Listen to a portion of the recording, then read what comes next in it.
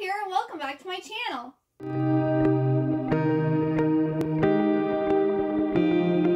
Today I'm going to be doing my December reading wrap-up. So I'm going to be talking about all of the books that I finished reading in December of 2021.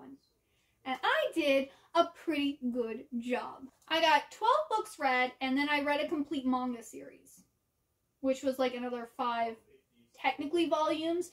So I got 17 books read in the month of December, which I think is actually really good.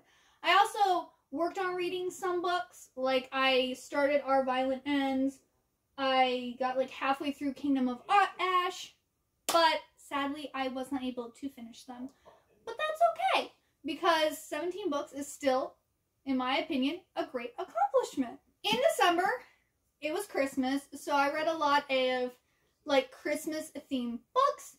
I also took part in the Cozy-a-thon readathon, and also the Merry and Bright readathon, which I have a video for like my TBR for those, and also my dedicated reading vlog. If you want to go and check those out, I'll like leave a link up here for it. But yeah, let's just get into all the books I read. I read These Hollow Vows by Lexi Ryan, and such a good series. This is actually the Fairy Loot Special Edition version of the book, and it was so good. I actually gave this a 5 out of 5 stars. It's amazing. Absolutely loved it.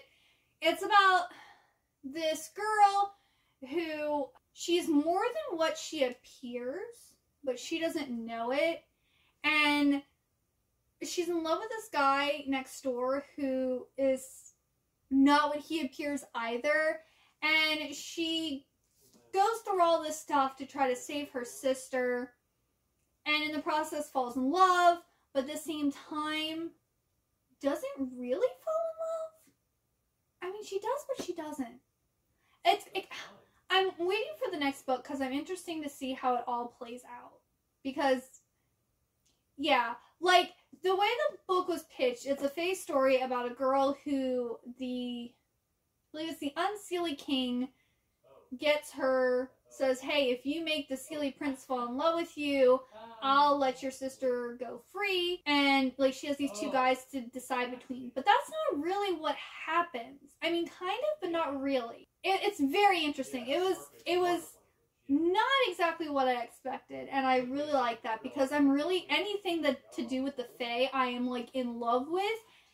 Love triangles, love it. But then also kind of like the twists and turns that go with it too. Like, I feel like this had some, like, I figured she was more than what she was, but the way that they did it was really fascinating. I kind of guessed who the neighbor was too. I had a feeling starting off, and I was right. But yeah, just a really great series. Really great. I cannot wait for the next book. And I would say if you like the Iron Fae series, or if you like Sarah J. Maas's A Court of Thorns and Roses, you would really enjoy this series. And then I was at Barnes & Noble, like, I think it was towards the beginning of the month, and I saw this adorable graphic novel called Creepy Cat. I had talked about this before. I forget what I think it was, I showed it during a vlog or something like that. But this is a really cute, like, gothic comedy comic that is about this girl named Flora who moves into this mansion, and there's Creepy Cat. And it's kind of like all the cat memes, you know, with a gothic flourish to it. I love this. There's volumes 2 and 3 have been announced yet, but I don't think they've actually been released yet. But I cannot wait to get the rest of the series because it's so cute. And I haven't heard anyone else talking about it. But if you love cats and or gothic comedy, yes. And then I read The Enchanted Sonata by Heather Dixon Woolwork, and this is by the same author who did Illusiarium and Entwined, which I had both of those, but I hadn't read. So this is my first book of hers that I read, and it's also the most recent book that I purchased. But this is a retelling of The Nutcracker. This is really cute. I really liked it. Hang on, I read 2 Nutcracker retellings this month, so I have to remember which one this is. Okay, so we have Clara, and she has like this major crush on this really talented piano player. And she is also a very talented piano player. And like she has it in her head that they're going to meet, and through music they're going to fall in love, and like they're going to have like the perfect marriage and all this stuff, even though she's never talked to him. Well, she ends up getting whisked away to this other world where the Nutcracker is, and this kind of has like Pied Piper feelings to it and Phantom of the Opera in it too, not just Nutcracker. So there's like a lot of stuff thrown in here. So you have this guy named Eric. I believe that's what his name was. Yeah, Eric, which is also ode to Phantom of the Opera.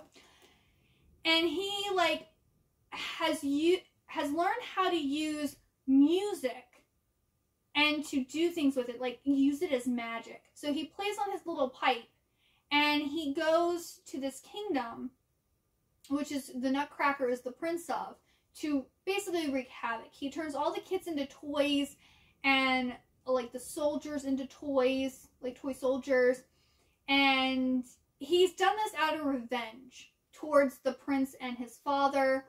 And Clara is able to figure out what Eric has done, and we learn about Eric. And also, I got teary-eyed. There's this orphan boy who is like, he has a limp, and he's been at the orphanage for a while, and no one wants him, and something happens, and it was so beautiful. And he wasn't that big of a character, but like, it was so touching what happened with him, and I'm getting teary-eyed thinking about it now. But yeah, I really like this book. I also gave this a 4 out of 5 stars, because it wasn't perfect, the writing wasn't the best. Not that it was bad, it just, I felt like maybe more could have been done with this. And also having so many, like, you know, it's mostly the Nutcracker and the Pied Piper, but then also throwing in the Phantom of the Opera. And then, like, some of the characters I don't think were fleshed out enough. But, yeah, I just felt like it needed a little extra to be a 5-star. But it was still really enjoyable, so I gave it 4 stars. So then we have One Day in December by Josie Silver. And I really, really like this book. I gave this one a 4 out of 5 stars. It's like 485 pages, and I basically read it in a 24-hour period, which really surprised me. But this is about this girl who sees this guy. She's on a bus. He's like at the bus stop area bench, sitting and waiting, and he's like reading a book. And she sees him, and she's just like, yes. And so she tries to get his attention. And he looks up and he sees her, and she tries to get him to come on the bus so that they can meet, because she's interested in him. And he goes to get on the bus, and the bus leaves. So her and her best friend spend like the next year trying to find this guy. They call him Busboy, and they can't find him. Well, her best friend ends up getting a new boyfriend, and she's telling the main girl character all about this guy and how great he is and how she met him in this elevator, and it took a lot to like convince him to like go out with her, and he's the one, Well, new boyfriend shows up, and it's Busboy.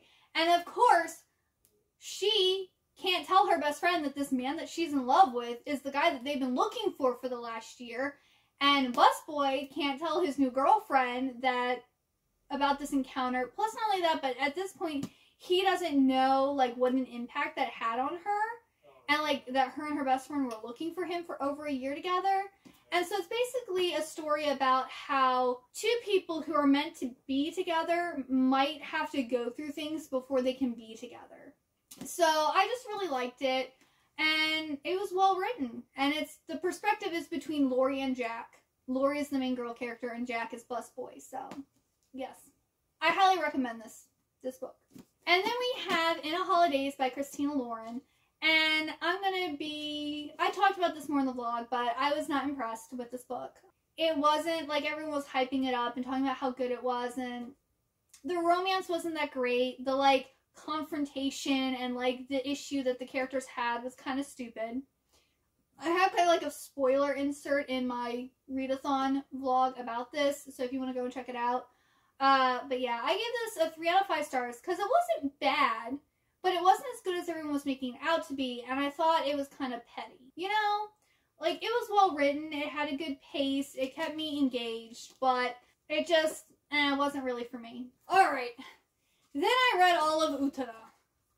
So I read both of the compiled volumes and Utena, Revelation Girl Utena After the Revolution.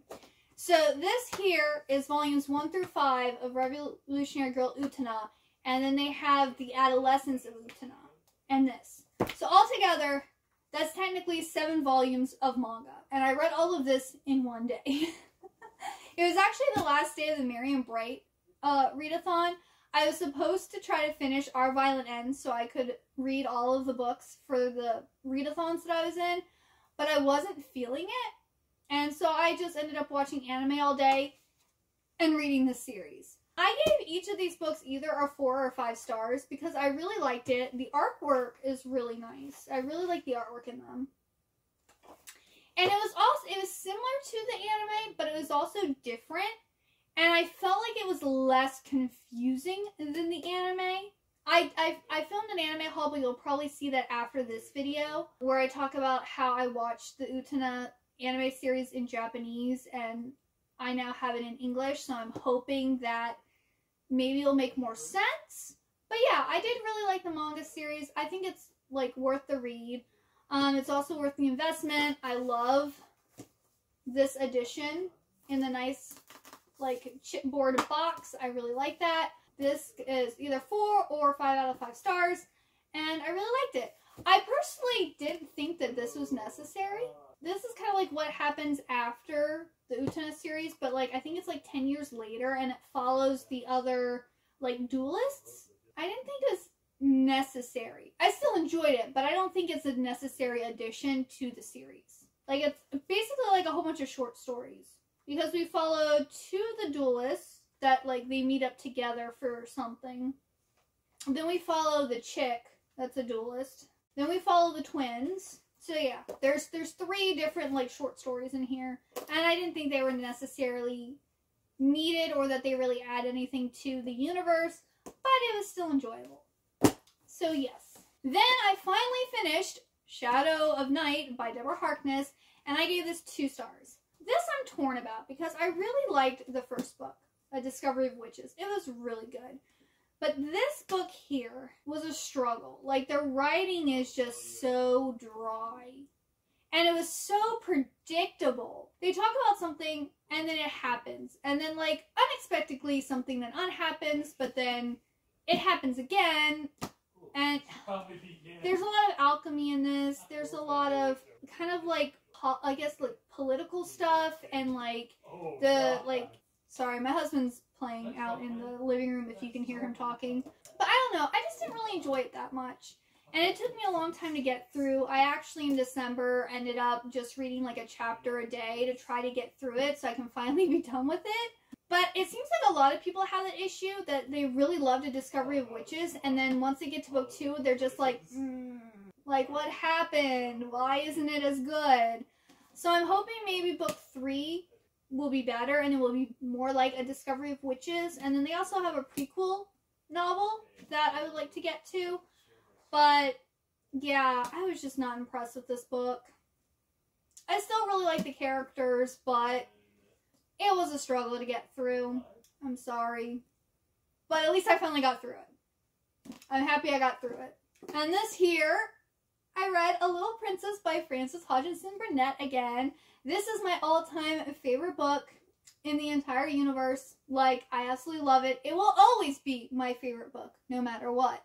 This is my first time reading it in my beautiful, like, leather-bound edition of it. And it had such pretty pictures.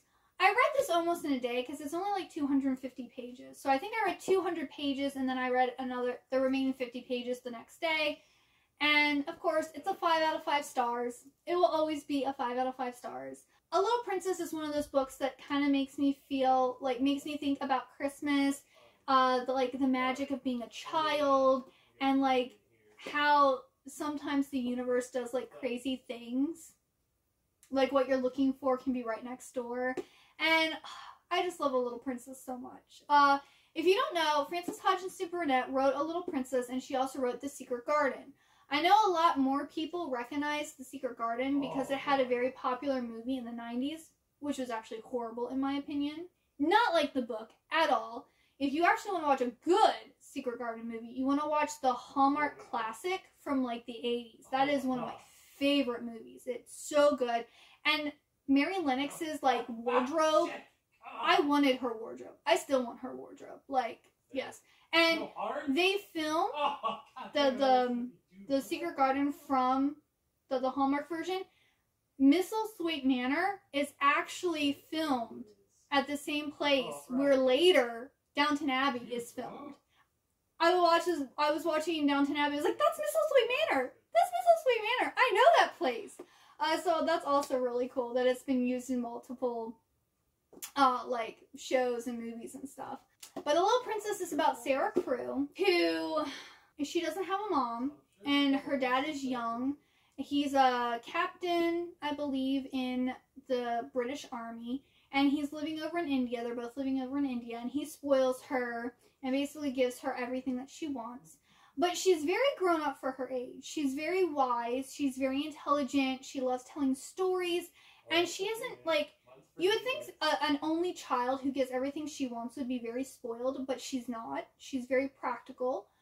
She's a realist. But she also does dream. So she's a dreamer too. And her dad ends up taking her to England and enters her into Miss Minchin's seminary for young girls, where her and Miss Minchin kind of have, well, I would say Miss Minchin is jealous of Sarah. She's jealous because Sarah is so intelligent. She has a father who loves and adores her, and she pretty much gets whatever she wants. Well, unfortunately, Sarah's dad ends up investing money with a friend in these diamond mines. And the friend thinks he has lost everything and that they're broke. And her dad dies thinking that he has nothing to give his little girl. So on Sarah's 12th or 13th birthday, the bank solicitor for her dad comes and tells Miss Minchin that Captain Crewe is dead, he's broke, and they have no money to give her, and that Sarah is now her responsibility to take care of. And Miss Minchin is very upset because she spent a lot of money on this party for Sarah, for some gifts, because she was expecting that Sarah's dad would reimburse her for it, and he's not able to. So she ends up making Sarah into basically like a tutor slash scullery maid, but really she's a slave. She makes Sarah into a slave because Sarah doesn't get any money. She's, because she's, I guess more an indentured servant, because Sarah's expected to work and do whatever Minchin says to pay back all the money that her dad owes Miss Minchin. And Sarah just, yes, she has tough days, but she always tries to carry herself and act as if she is a princess, and acts as if her life hasn't turned as horrible as it has. And it's just, stuff happens, and like, it's a happy ending, and it's just the best book ever. I'm sorry. Besides, like, the Bible. This is, like, the best book ever. Okay? Like, if you haven't read it, I highly, highly, highly suggest reading it, because it's just so good. It's so heartwarming. It's so sweet.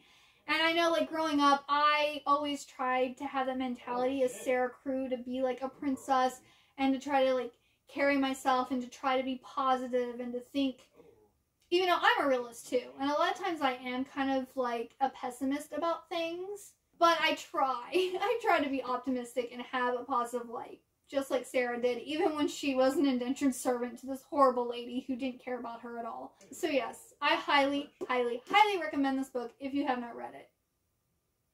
Alright, now to talk about some of the ebooks that I read. So I'll be putting the pictures up on the screen of those. So the first one was Nicholas Claw's Ghost of Christmas Past. I gave this one a 3 out of 5 stars. This is by Kelly Creog, who wrote the Nevermore series, which I absolutely adore. It's one of my favorite series ever. And then she also wrote Phantom Heart, which came out in 2021, which was a little disappointing. It wasn't bad, but it just wasn't as awesome as I was expecting it to be.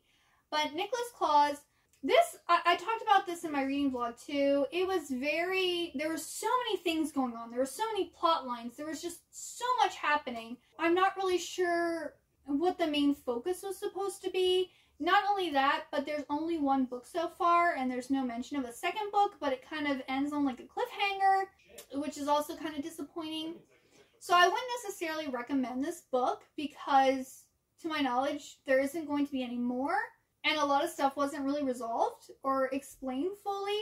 I was kind of disappointed, but that's okay. And then I had read A Princess for Christmas by Jenny Holiday, and this was a really, really cute book about this princess who travels to America she's kind of like doing like business for these watches that her country sells, and she's trying to get people to purchase more and to make some business connections. Well, she ends up getting into this taxi to take her to this party for one of these business meetings, and she meets this guy and his sister. She ends up paying him $5,000 a day to drive her around the city, and they kind of become closer, and then she invites them to Moldavia, where she's the princess of for Christmas, and things happen. It's steamy, it's romantic. Yes, it's great. It's also the first in the series. The next book, Duke, actually came out this year. I probably will read that maybe next Christmas or next holiday season, but it was really good and I really, really liked it. Then I also read Whisper by C.K. Brooke, which this cover is absolutely gorgeous. Love it. This book was really good. It's like a dark fantasy romance. The only thing is, in the back of the book, it has like the title of like book 2 and like a picture of book 2, but I couldn't find book 2 anywhere to buy or like any mention of when book 2 is coming out. So this is another one where I'm like, I want the next book. As of right now, it doesn't exist, or at least it doesn't exist to the public. But this is about a girl who her parents are wanting her to get married because their finances, like they're basically, it's one of these like older families who are basically running out of money, and they're having to like, they got rid of all their servants, but like one who refused to leave, and they're having to sell off like possessions and stuff so that they can like stay afloat. So the older sister and her are supposed to try to find people to marry. Well, she ends up seeing like these lights in the forest, and she goes and follows them to this magical world where this prince says that she's supposed to be his queen and that he loves her and he wants her to marry him. And she's like, though she's not happy in the real world, she doesn't know if she wants to stay there with him when she'll never be able to see her family again. So she travels back and forth to this magical world. It's not what it appears to be. The prince doesn't really explain like what he is a prince of, or I guess king of, or maybe he becomes king when he marries her. Not really clear on that. But she also then starts having like feelings for someone in the real world too. And so she kind of has to make this decision, and then it turns dark. It gets real dark. I was just like, whoa. So yeah, I really like this and I would recommend it, but there's no second book yet. I put it on your radar, and then if like say I talk about the second book, or if you see that it comes up, let me know that the second book is available, because I really like this. And this is Christmas themed because the first book takes place during like Christmas. The Christmas like month, so December. But yeah, I really enjoyed it. I gave it 4 out of 5 stars. Then I also read American Royals 2 Majesty, and I gave this a 4 out of 5 stars. I know a lot of people were saying that they weren't happy with the ending of this, but I personally really liked it. I enjoyed it from beginning to end. I was surprised though, because I thought this was supposed to be a duology, and they've announced book 3 and also I think a novella. So there's actually more to this series. So I was just like, oh, I thought I had another series done, but I don't. But the second book follows again Beatrice, Daphne, Sam, and Nina. So we get 4 perspectives. The 4 like main girl characters. Yeah, this is about what if George Washington had become king instead of president, and this is like his descendants like nowadays, and kind of Beatrice becoming the first queen of America and like the challenges that she's having to face. And I really like it, and I liked the relationships. I like the ending. I'm perfectly happy, and I'm glad there's another book because I really like the series. Then I also read Window Shopping by Tessa Bailey, and I gave this a 4 out of 5 stars. It was really cute. Again, this is one that I talk about more in my readathon vlog about what bothered me and different stuff like that. I had a few issues with it, which is why I didn't give it a 5-star. But it was 264 pages, sweet, cute, perfect holiday romance. It's good. I recommend it. I mean, everyone was reading it in December. Pretty much everyone who reads romances was like, oh, yep, I'm reading this. I'm buddy reading it. I'm whatever. It was actually the group read for the Cozy-a-thon. So that's why I picked it up personally. But yeah, it was really good. it was probably the best Christmas romance I read, because I did In a Holidays, A Princess for Christmas, One Day in December, and I mean Whisper could, but it was more of like a historical one, not a modern day. So out of the modern day like holiday romances, I would say Window Shopping was my favorite out of them. And then the last book that I read, which is the second Nutcracker retelling, is Midnight in Everwood. This is another one that everyone was pretty much reading. It got a 4 out of 5 stars from me. I really liked it. Yet again, not my favorite. My issue with this one was it wasn't, how do I say this? It was a Nutcracker retelling, but it was very loosely based on the Nutcracker. Like, very loosely based. The main girl, instead of being Clara, is Marietta. And again, this though focuses a lot on ballet and dancing, so it focuses more on that aspect of it, which I really like. But Marietta is in love with dancing. All she wants to do is be a ballerina. That is her dream. She's 20 and her dad has told her that at the end of this year she has to stop dancing and she has to find someone to marry. And she has to like do her duty to the family and be a wife and not a dancer. And she's not happy with this. She has a few guys that are, you know, sniffing around, but she's not interested in them. And then this guy Drosselmeyer shows up. He's like this wealthy doctor. He kind of like woos the family with his cool gadgets and like clockwork things. But she gets like this weird feeling, like she doesn't trust him. But Drosselmeyer is interested in her, and he has asked her dad for permission, and he's asked for her hand, and she's like, no, I'm not interested. I don't want to marry you. Leave me alone. Well, he ends up sending her to this other world where we have like this kind of evil king whose like coat of arms or like his symbol has a mouse on it. So he's basically the Mouse King without actually being a mouse. And there's some magic in this world. Like the king has magic over the castle, but he doesn't have his own magic. And she meets a fairy that has magic. And then there's like Princess Perlipata or something, and she becomes friends with these two ladies. They're both kind of being held captive by this king, and Marietta ends up like falling in love with this captain of the king's guard. It's interesting because she pretty much arrives in like the Land of Sweets, but it's not called the Land of Sweets. I forget, is it I don't know. I know Everwood is like the woods surrounding the town, but I forget what the town itself is called. But they know that different worlds exist, and they're saying like, because she talks about where she's from, and they're like, oh, you're from one of those boring worlds. There she has to dance for the king every night, and she basically has to dance until he tells her to stop. And so she gets what she wants to be a dancer, but at the same time, like, she's overworked and mistreated because the king is evil. And there's like this revolution going on because people want to take over the king because he is bad and he does keep people hostage or kills them and whatnot. So it was very good. It was very good, but yet again, it's very, very loosely based on the Nutcracker. They basically took like characters and the general idea of the Nutcracker and then made their own story, which is perfectly fine. But I would say it was loosely based on the Nutcracker versus being a Nutcracker retelling. Those are all the books that I read in December. I know I have been talking for quite a while about all of them, so I'm sorry. But if you like this video, please give it a big old thumbs up. Also hit that subscribe button down below and the bell. And also let me know what you read in December and also maybe what you're looking forward to reading in January. And I hope to see you next time. Bye-bye!